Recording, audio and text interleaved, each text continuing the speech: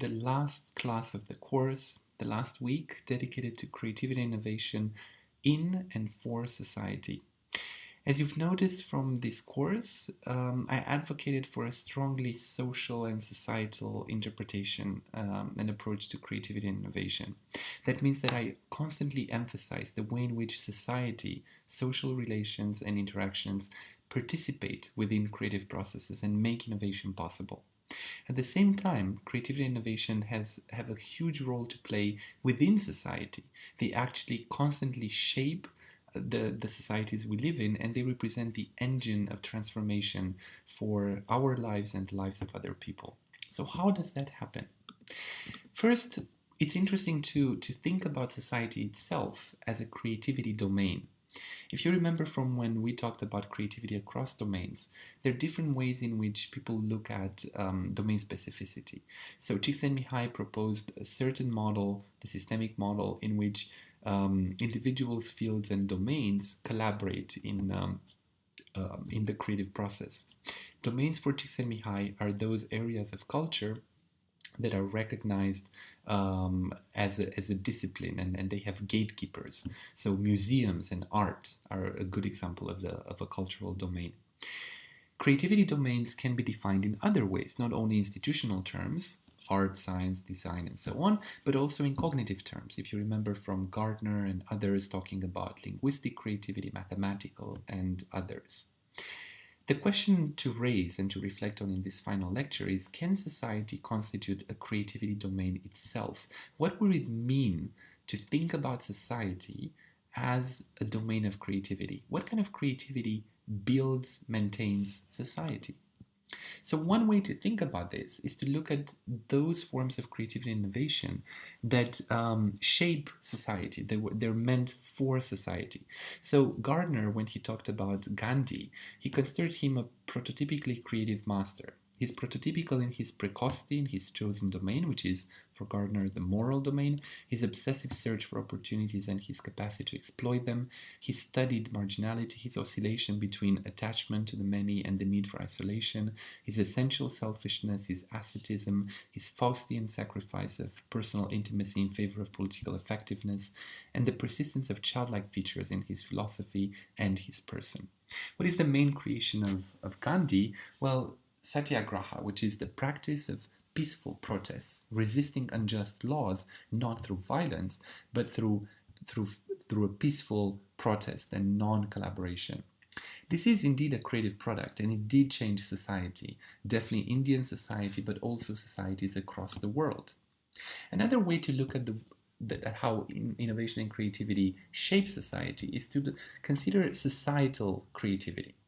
If we start from, for instance, many forums, including the Copenhagen Research Forum and others, outline the big challenges, the collective challenges we're all facing today, from health, demographic changes and well-being, to food security, to secure, clean, and efficient energy, smart, green, integrated transport, climate action, and up to building more inclusive, innovative, and tolerant and secure societies. These are all collective challenges in the sense that they're not the problem of one individual alone, they're the problem of the collective, and they cannot be solved outside of the collective. It is not just one person coming in and solving these issues. So they require a certain collective form of creativity, and also they constitute wicked problems in the sense that the moment you propose a solution for one a problem, you create another problem from another point of view. So these wicked problems go beyond individuals. They call for societal forms of creativity, and these forms range from social innovation to social change. And I'm going to focus on both of these. Social innovation, just briefly, refers to innovative activities and services that are motivated by the goal of meeting a social need and that are predominantly diffused through organizations whose primary social purposes are social. So that means that basically a social innovation happens when the organization conducting it is not interested in money and securing funding and making a profit, but its primary purpose is social. Any examples come to mind? I would have liked to ask you this in person, and perhaps many, social media initiatives and many things like that would come to mind. But we have to remember that platforms like Facebook or websites like Airbnb and all, of course, they do make a profit.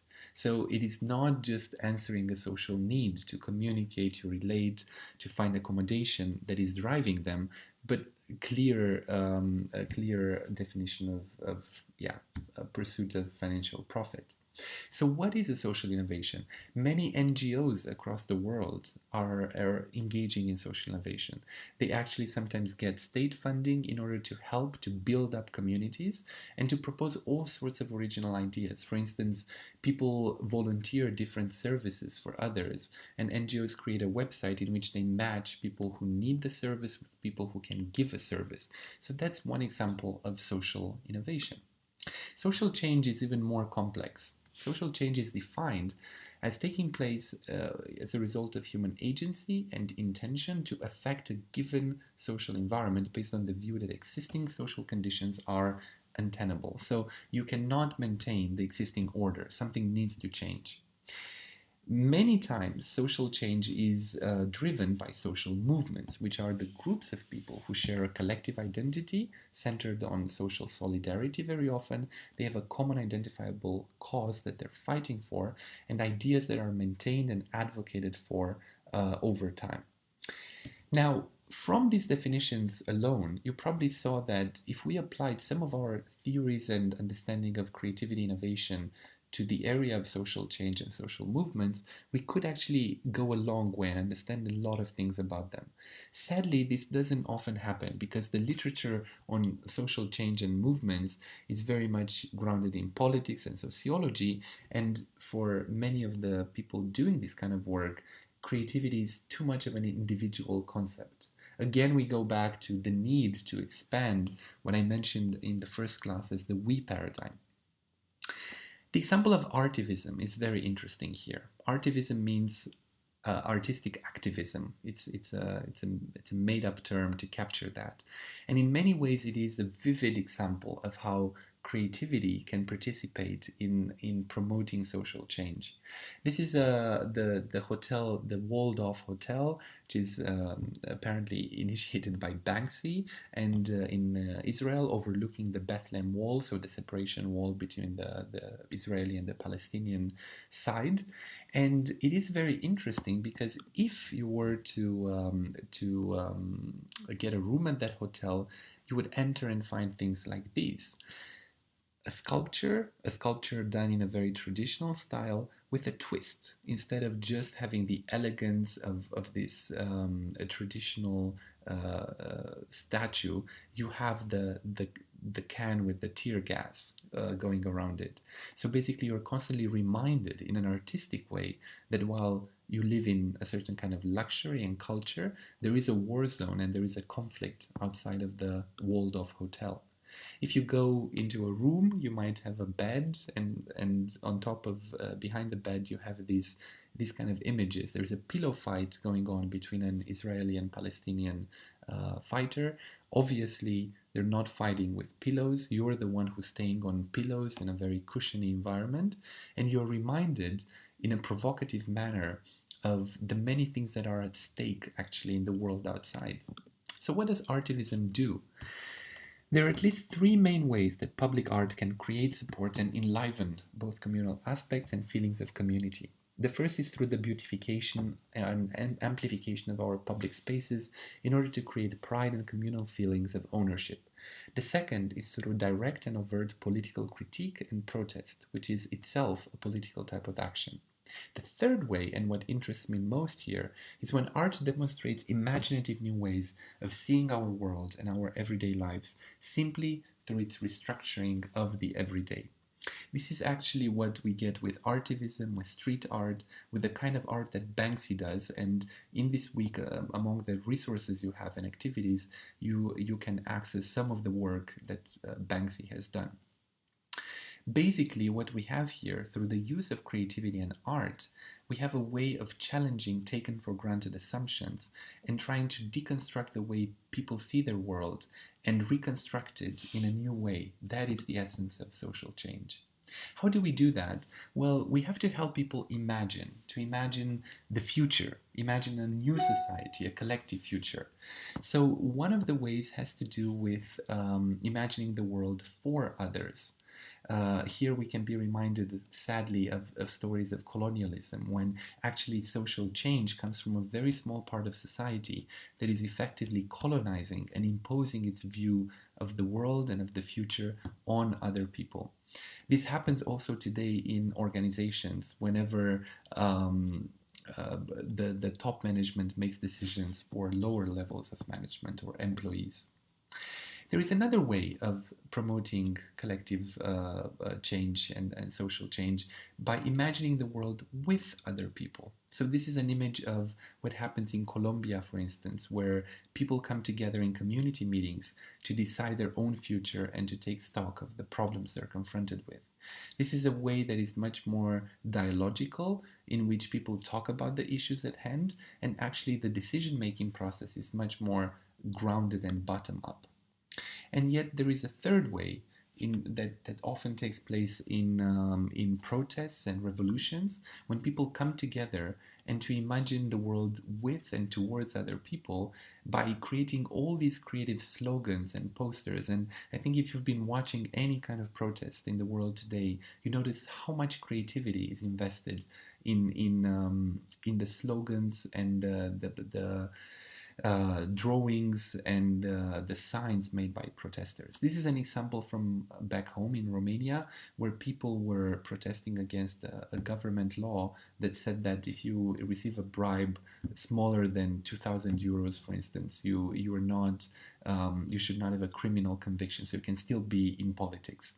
And people obviously were protesting against that. And the posters say, for instance, make Jilava and Rahova great again. These are famous prisons in Romania. I'm going to translate the others. It is so serious that even introverts came out to protest, obviously. In 89, I was not born, but now I am here, meaning 89 was the year when the parents of this generation toppled the communist regime during the anti-communist revolution. So making an analogy across time. And PSD is the party who made that law. My vote is not a check in blank, so don't put everything based on the fact that you have votes and you are in power. It doesn't mean that you can do whatever you want. An interesting question is, though, with all this creative expression, why is it that protests and revolutions and the springs around the world often fail? A beautiful insight is offered by Harabai. Creative activism simply seems to be entertaining enough for a large and potentially powerful segment to take things seriously. This strength also, however, seems to be the biggest problem for these groups, as they do not take the time to formulate a systematic structural critique capable of pointing in one direction and thus end up serving a coherent alternative to the existing order. The cynic, ironic, and utopian features of creative activism are, in a frustratingly cyclical sense, both a reason and an effect of this predicament. It is a wonderful way of pointing to exactly the fact that where you have a lot of creativity and a lot of emergence and a lot of divergent thinking, if you want, you might be missing an opportunity to consolidate. You need a movement between attracting others with a display of so much creativity and sociability, but also being able to have a message that will actually end up changing the society. So why they fail, but also why these kind of forms of creativity still matter. Societal creativity in all its forms, from social innovation to social change, is obviously a high risk but high stakes kind of endeavor. So people who go out to protest, sometimes in the face of totalitarian regimes, they risk a lot. Why do they do that? It would be a mistake to assess the success of these kind of creativity in society based only on immediate visible outcomes. Very often these kind of springs indeed fail, in the sense that they get interrupted and very few people come back to remember them, participate further on, and so on. But the value of societal creativity, I would argue, rests first and foremost in expanding the space of what is thinkable and what is doable within society. And this has a strong effect on both individuals and communities. It has a long-term effect. The fact that you see other people protesting, expressing themselves creatively, gives you a new possibility, a new horizon for what you yourself could be thinking and could be doing in the future. And it is the case that we often see that revolutions that failed at some point, or protests that failed initially, continue to fuel and to alimент the desire of people to make a change, and this desire later on becomes materialized. So summing up, creativity and innovation are not only grounded in social relations, but they also take place within and they shape the society we live in. They're expressed not only in art and science, but in how people come together to redefine and to change their communities. Collective creativity might not always have an immediate impact that is visible, yet its consequences are long lasting, long term, and they are invisible and powerful because they often remain invisible. And these consequences affect individuals and society alike.